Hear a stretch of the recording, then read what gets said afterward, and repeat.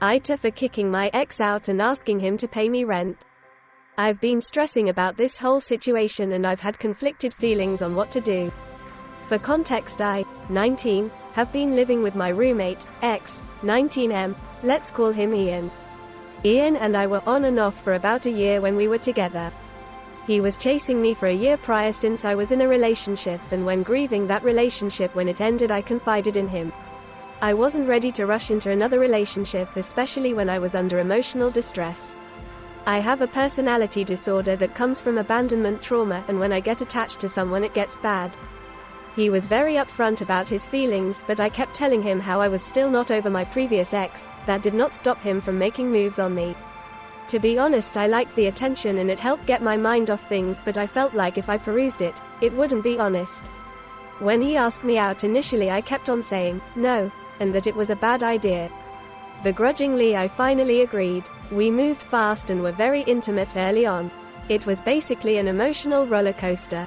After a few runs off the breakup cycle, we decided to end it when the new year began. At this point we had signed a lease together. He was in a bad situation in his household, and I felt a responsibility to help him out. I cared about him and I wanted to do anything to help. We decided to be a sort of friends with benefits and that we wouldn't see anyone else until our lease was up.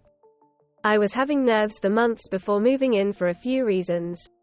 He wasn't good with money, and for someone like me who grew up poor, I was very financially insecure. I'll admit to be a bit controlling because of my intense anxiety.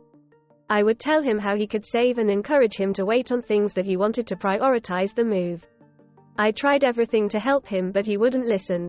This was one of the lesser problems we had. He would do little white lies which turned to bigger lies, and he would talk about me behind my back, and when I would ask him about it, I was crazy and I shouldn't think of him like that. My biggest fear in a relationship is dishonesty. I have always been open about my boundaries and I always vocalized what I was feeling. He's more of a run away and keep it to himself type, which is terrible for any type of relationship.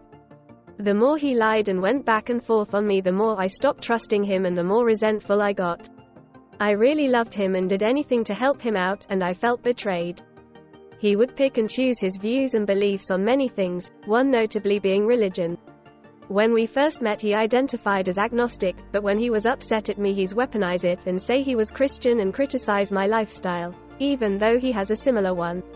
I have religious trauma and personally cannot be with a religious person, so him saying that always made me sick. I had gotten a better job so that we could afford things easier going forward and offered for him to join me, but no matter how many times my advice actually helped he would never take it. I had to beg him to get a better job. And finally he quit his job to join me. He ended up loving this new job. I knew he would, and his life seemed amazing. He would work and come home and game and be in his phone all day, paying no mind to me if any chores in the house.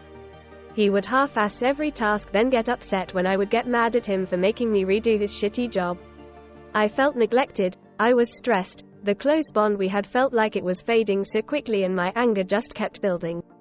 One day on our way to work we were having a serious conversation and he told me that unfortunately I was going to hell. That was the last straw for me. I was done being used and trying to beg for the person I cared about to come back. He was obviously just being an ass to me. It's a one-bedroom and majority of the furniture is mine, so I made him start sleeping on the couch. My worst fears came true when one of the friends he told me not to worry about I found out he was basically emotionally cheating on me with. Complaining about me and sharing laughs and conversation like we used to, and that sent me into a frenzy. I started screaming and crying. I was in a psychotic episode. When we got home I ran inside and started throwing his shit and I yelled at him to get out. Now here's where my question lies.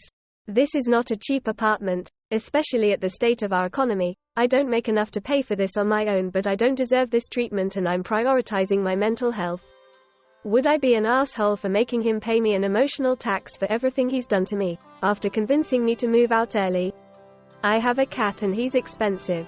I'm so stressed about money and wouldn't have anywhere to go with all this stuff if I let him take this place over.